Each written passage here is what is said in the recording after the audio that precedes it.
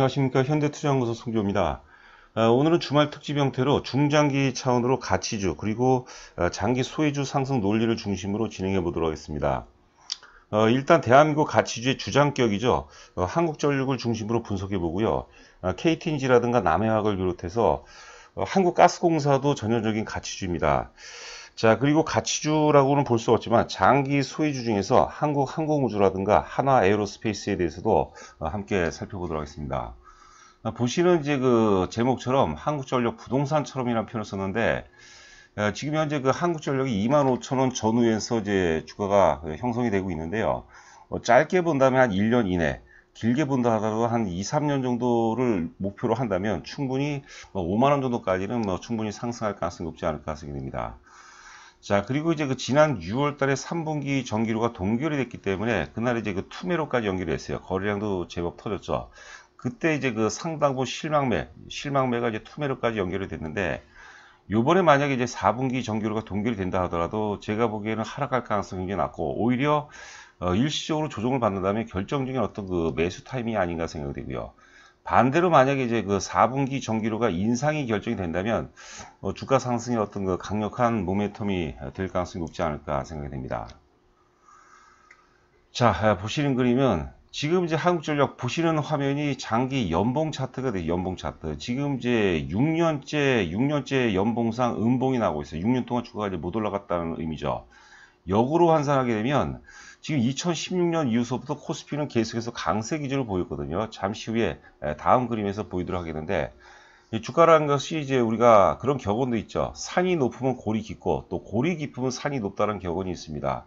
결국 주가의 이제 어떤 그 하락이라는 것은, 주가가 이제 망하지만 않다면, 소멸되지만 않다면 하락이라는 것은 상승 파동의 어떤 그 결정적인 에너지원이다, 이렇게 볼 수가 있을 것 같아요. 반대로 이제 그 주가의 상승은 또 하락 파동의 에너지원이 되겠죠. 그러면서 일정한 어떤 그 사이클을 형성하지 않나 싶어요. 주가가 6년 정도 이렇게 주가가 못 간다면요, 소외받게 되면 매도 세력이 상당부 소멸이 된 거죠. 그렇기 때문에 수급 구조가 오히려 굉장히 개선되어 있음을 의미합니다. 그래서 어떤 그 계기만 형성이 된다면 충분히 이제 상승 반전될 가능성이 높겠고요.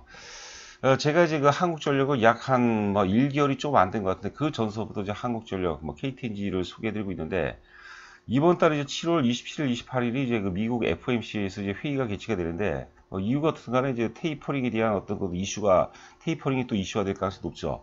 이제는 주가가 워낙 많이 올랐습니다. 주가도 많이 오르고 부동산도 많이 올랐기 때문에 우리가 말 그대로 출구 전략에 좀 대비를 해야 되지 않을까. 놀더라도, 매매를 하더라도 이제 비상구 옆에서 놀아라, 그런 내용이 있었던 것 같은데, 하여튼 그 한국전력은 지수하고 이제 반대로 가는 경우가 있고요. 이유 같은 경우는 이제 가치주들은 이제 안전자산이기 때문에 지수가 조정을 받을 때 오히려 이제 상승 환경이 개선이 된다, 이렇게 보시면 될 것 같습니다.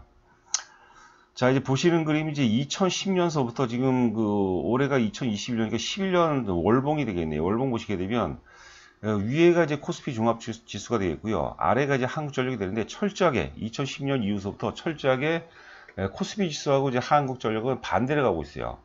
자, 코스피 지수가 오를 때 조정을 보이죠. 제가 이제 변곡점에서 이제 표시를 수직선으로 그리는 겁니다. 그 지수가 오를 때 한전은 못 올라가죠.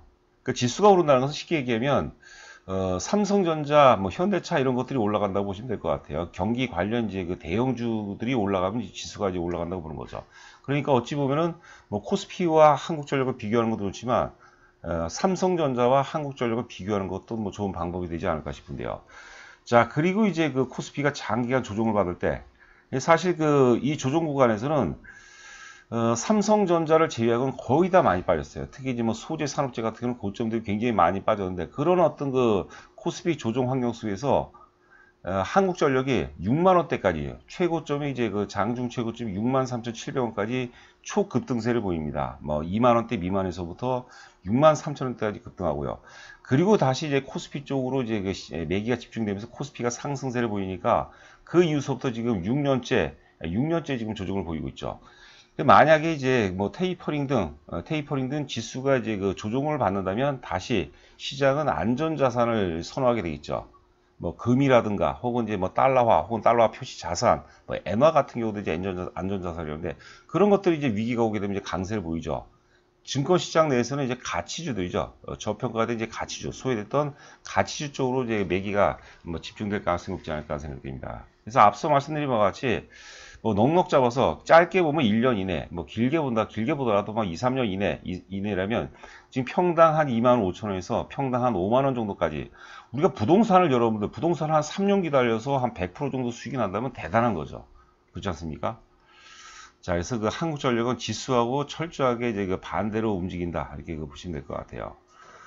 자, 지금 일봉 차트가 되겠는데, 일봉 차트 완성도가 굉장히 높습니다. 이제 코로나 저점 위에 15,500원대까지 이제 장중 최저점 15,500원대 확인하고, 저점을 지금 꾸준하게 높이는 그런 과정이에요. 그리고 이제 앞서 말씀드린 것 같이 지난 그 6월 달이죠. 6월 한 말경에, 전기료가 이제 동결이 되면서 투매가 나왔어요. 투매가 나고 거래량도 이제 많이 터졌죠. 그런데 그 투매는 뭐냐면, 과단 실망성 투매였어요. 그나마 한전이 좀 시작되는 거 아닌가 해서 기대를 했는데, 또 전기료가 이제 동결이 돼버리니까 그냥 그 실망성 투매로 이어지고 이거로 인해서 매도세 상당히 매도 세력의 상당히 소멸이 됐다고 보는 거죠. 역으로 따지면 이제 매집이 이제 많이 이루어졌다고 보는 거죠. 악재와 불신에 의해서 매집이 된다. 뭐 조세 그랜비 이론의 핵심 중에 핵심이라고 봐야 될 것 같아요.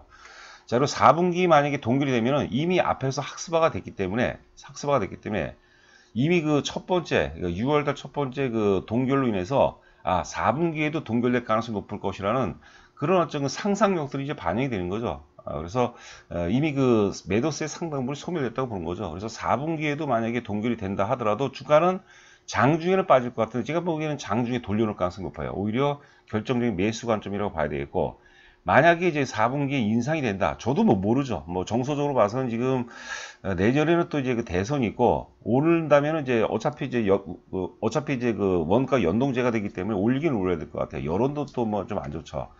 자, 4분기에는 이제 인상 가능성이 높다고 그러는데 설사 인상이 된다 안 되더라도 동결이 된다 하더라도 적극적인 매수의 관점이 필요하지 않나 싶습니다. 주가 흐름은 굉장히 양호합니다. 이게 차트 완성도가 이렇게 대단히 높다는 것은 그만큼 수급의 흐름이 굉장히 좋다는 거죠. 수급의 흐름이. 자, 보시는 그림은 이제 코덱스 골드 금 선물입니다. 보면은 이제 그 아래 보시면은 이제 우리가 이 이중바닥, 쌍바닥이라고 이중바닥이라고 얘기하는 건데, 바닥이 똑같은, 예를 들어서 주가가 뭐 15,000원에서 이제 만원까지 빠졌다가 다시 한 12,000원 올랐다가 다시 만원까지 빠져서 올라가면 그게 제1바닥이야. 같은 바닥이라는 거죠. 이거는 이제 그 제2바닥은 뭐냐면 앞선 바닥보다 더 높은 바닥이죠. 만약에 첫 번째 바닥이 10,000원이었다면 두 번째 바닥은 한번 11,000원, 2,000원 정도에서 형성을 하고 N자형 패턴이라든가 바닥이 두 개가 되는 거죠. 이게 이제 우리가 흔히 그 닭개사불형 제2바닥이라는 겁니다. 당연히 이제 그 닭개사불형 제1바닥, 쌍바닥이죠. 쌍바닥보다는 닭개사불형 제2바닥이 힘이 훨씬 더 좋습니다. 지금 코덱스 골드 선물 보니까 물론 이 일봉 하나로 사실 그 전체를 판단하기가 쉽지 않은데, 말 그대로 이제 우리가 뭐 가치주라든가 이제 장기 수익에 따른 화이트 스완을 이제 그 찾아내는 거죠. 그래서 지금 이제 코덱스 골드 선물이 제2바닥형, 닭개사불형 제2바닥을 찍고 상승으로 반전되기 때문에 이런 것들도 이제 우리가 가치주를 평가할 때 뭐 좋은 요소 중에 하나가 아닌가. 금이라는 것은 이제 그 철저하게 사실 그 안전자산이죠. 안전자산의 흐름이 좋아지고 있다는 것은 역으로 좀 위기 가능성이 높다. 시장 불확실성이 높아질 가능성이 높다. 이렇게도 해석이 가능하지 않나 생각됩니다. 자, 한국전력 이제 5월서부터 이제 보고서를 보니까 다 부정적인 내용이에요. 그나마 이제 그 5월 31일자 유진투자증권에서는 목표 가격을 43,000원을 제시했습니다. 원래 그 증권사 애널리스트들이 아무래도 좀 소극적이죠. 그런데 2만원 정도 부근에 있는 주식을 목표 가격을 43,000원을 제시했으니까 여기다가 뭐 플러스 한 7,000원 정도 하면은 뭐 5만원 정도 되겠죠. 주가가 이제 못 올라가면 계속 안 좋은 얘기가 나오는 거죠. 또 반대로 주가가 이제 서서히 올라가기 시작하면 계속해서 이제 좋은 보고서들이 많이 나와요. 그래서 이제 카카오 같은 경우 보면은 뭐 호재가 완벽하게 지배를 하고 있는 상황이죠. 그래서 위험한 거죠. 지난번에 또 17만원대에서 대량 거래가 터졌죠. 1,800만 주가 넘는 대량 거래가 터졌기 때문에 굉장히 위험하고, 이게 대중들이 범접하지 못할 때 그때 우리는 좀 승부를 봐야 되지 않을까 생각됩니다. 자, 제가 이제 조세 그랜빌 말을 좀 많이 인용을 하는데요. 조세 그랜빌이 한 얘기 중에서 아주 멋있는 얘기가 있어요. 시장에는 승자의 법칙이 있고 패자의 법칙이 있다는 거죠. 반드시 존재한다는 거죠. 그런데 대중들은 의식적이든 무의식적이든 패자의 법칙을 선택한다는 거죠. 왜냐하면 항상 좋아 보이는 것, 확인된 것에만 투자해서 이제 그 사실 대중들이 이제 패자의 법칙을 선호한다고 그러는데, 반대로 지금 승자의 법칙은 어디 있는 것인가? 승자의 법칙. 이거 이제 제가 만든 얘기인데, 승자의 법칙은 대중들이 쉽게 범접할 수 없는 그런 영역에 승자의 법칙이 숨어 있다고 보는 거죠. 자, 유진투자증권이 최근 보고서 중에서는 이제 그 목표가 43,000원, 가장 이제 그 고무적으로 한국전력 보고 있는데요. 그 보고서 내용 중에 일부분을 제가 좀 발췌를 했습니다. 보고서 제목이 하반기 요금 인상 기대. 예, 정부의 RE 3020 그 재생에너지, R이라는 게 이제 리사이클이죠. 재생에너지를 의미하는 거죠.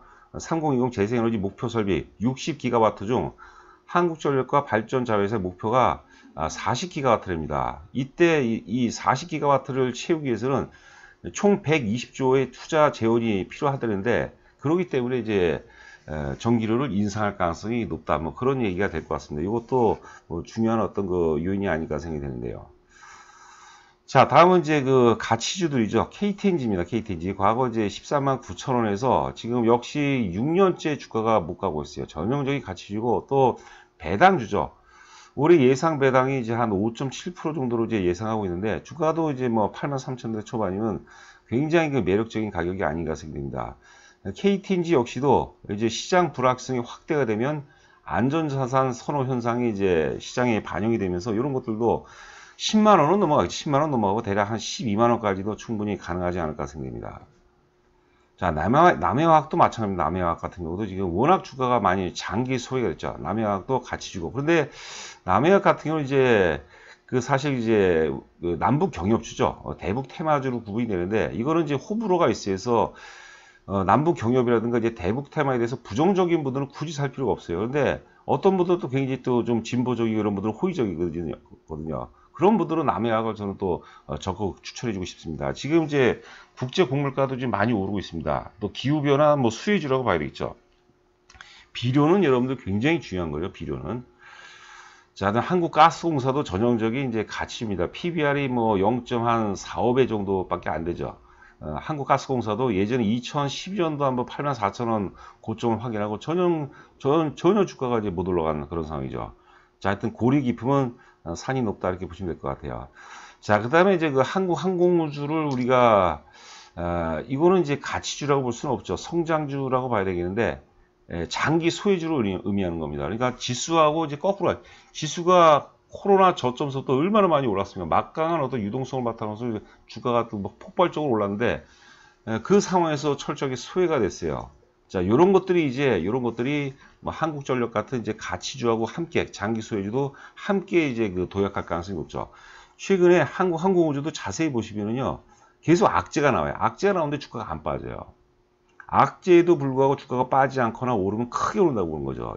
악재에도 불구하고 주가가 안 빠지는 건 뭡니까? 이미 매도할 만한 세력들은 상당 매도했다는 거죠. 거기에 이제 어떤 상승 모멘텀, 상승의 기회만 주어지면 이제 가파르게 상승 가능성이 높다고 보는 거고요. 자, 마지막으로 이제 한화 에어로스페이스인데요. 요거는 이제 사실 저도 굉장히 연초부터 관심 있게 봤는데 어떤 게 주력주로 저희도 편입을 못했어요. 기본적으로 뭐 5만 원은 이제 그 강한 지지선이라고 봐요. 5만 원은 제가 보기에는 깰 가능성이 상당히 낮다고 봐야 되겠고, 여하튼 간에 장기 소외주 중에서 특히 이제 장기 소외 성장주 중에서 최고였던 선도주 혹은 주도주가 아닌가 생각됩니다. 원래 사실 달리는 말을 갈아타더라도 가장 달리는 말 중에서도 가장 앞서 있는 맨 앞에 달리는 하얀 백마를 타는 게 맞거든요. 근데 제가 가격대가 좀 많이 올랐기 때문에 이제 섣불리 제가 좀 공격적으로 개인별로는 우리가 충분히 매매할 수 있으나 사실 제가 다수 앞에서 추천해 주기는 좀 애매한 그런 모습이죠. 오히려 안정성 면에서는 이제 항공우주가 나은데, 사실 매매 논리로 따지면은 1등주 대장주 쪽으로 가는 게 맞다고 이제 보는 겁니다. 한화 에어로스페이스가 이제 맞다고 이제 보는 거죠. 자, 요 한화 에어로스페이스도 계속해서 관심 있게 지켜보시기 바랍니다. 자, 마지막으로 저희 현대투자 회원 모집 관련해서는 자세하게 한번 읽어보시고요. 우리가 하이브가 됐든 뭐 카카오가 됐든 사실 많이 보유하고 계신 분들은 스트레스를 많이 받을 거예요. 사실 회원 가입하는 것 중에 이유 중에 하나가 사실 일종의 보험이라고 생각하시면 되거든요.